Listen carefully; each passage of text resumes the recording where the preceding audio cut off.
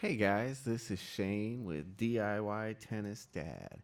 Today we're going to be talking about lesson plan number 2. This should be week number 2 or about lesson 5 or 6 for your child. And so the first thing we're going to be working on today is going to be to start to work on controlling the soccer ball a little bit better, okay? So I got a couple drills up that you guys can do this week, the solemn course, and then you can pass back and forth, and then you can later in the week maybe work on moving while you pass back and forth. And you can see here what I did with Claire is we set up a little slalom course with the soccer ball. And, she's 5 years old. She's never played soccer before. So she was struggling with this a little bit, but that's no big deal. She went around once, and then I tried to show her how to do it a little bit better. And then she tried again, and on her second try, she did actually get it through the cones a little bit. But it doesn't matter. We're just kind of working on taking more steps and controlling the soccer ball more versus booting it and chasing it. And you can see there she got it at the end. The second thing that we're going to kind of work on this week is keeping your eye on the ball at contact. So as they're hitting, they're going to have a tendency to really jerk their head out of there and kind of have crazy swings. So we kind of want to start building a little bit of stability, kind of get them used to the idea of watching the racket hit the ball. And a good trick for that is like for a right-hander hitting a forehand, you just want to let your chin touch your right shoulder a little bit at contact and maybe just a little bit after. So just kind of a quick touch and then your head can come up. We just don't want that head really twisting and jerking out of there like it's part of the swing. We kind of want the head to be stable through contact. And then so for a backhand, a right-hander would let the chin touch the left shoulder a little bit, same kind of thing. So we can work that on both sides. You can see Claire here had pretty significant improvement over week 1. She got a backhand over the net and a forehand over the net. And so she's only doing one lesson a week. So if you guys are doing 4 a week, you're going to really be seeing some good results. And then this should just be fun. Our total time on the court today was like 13 minutes for this lesson. So she was really, really fired up. I got her a little bit smaller racket, then that helped the forehand a lot.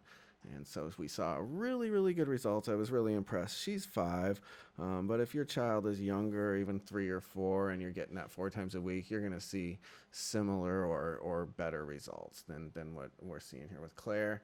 But don't get too hung up on it. It really doesn't matter. We're starting early, so we have a lot of time to learn all this stuff. So there's really no rush. It's actually better if they learn it a little bit slow.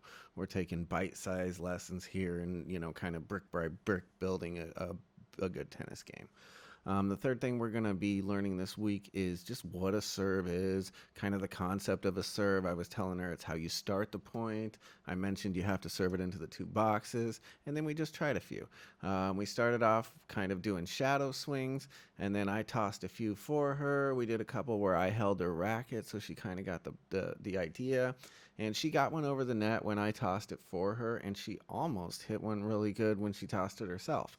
So she had some pretty good early success, and we just did it real quick on this. One thing to watch out for is the sun will get in their eyes doing the serve, and they don't like that, just like anyone else. So she actually took my sunglasses the previous lesson, but didn't bring them this week. So make sure that your child has either a hat or some sunglasses when you go to start working on these serves, because it's pretty terrible. It's horrible when you're looking up. I know when I'm playing and I don't have a hat or sunglasses, I don't even want to play. So you can see I was trying to kind of give her some shade, but it was a little tough, and I thought my hat was kind of sweaty anyway. So yeah, that kind of ended our serves, the sun, but it was no big deal. She was kind of nearing the end of her, I think attention span anyways. So the point of today was not really to learn too much about the serve other than just, what it is and how we start the point that way. I did mention Statue of Liberty. So like I was telling her, you kind of want to hit it as high as you possibly can. Whenever she would toss it herself, she would let it get too low. And that's pretty common when they first start serving. So you kind of want to start working on getting them to advance the timing and hit it up higher. They tend to kind of wait. And then when it gets down by their head, they swing and hit it off the handle a lot. So no big deal. Just kind of expect that and keep working it, And if you can do these serves kind of every time, then that's really good. Last time we finished with some throwing, which is kind of a serve practice on its own, but This time I went ahead and introduced the serve. So we'll kind of do a little bit of both. We'll mix it up, and you can do that this week too. But yeah, by the end of the week, if you're doing 3 or 4 a week, probably your child should be tossing it up and hitting it, making contact at least, if not more. Some of the older and maybe more athletically experienced kids will even be tossing it up and hitting some over the net. And so, yeah, guys, get out there, have a great week. Try to get your 4 lessons in if you can. And, if you have any questions, please feel free to leave it for me and get out there and play, guys. And I'll catch you next week.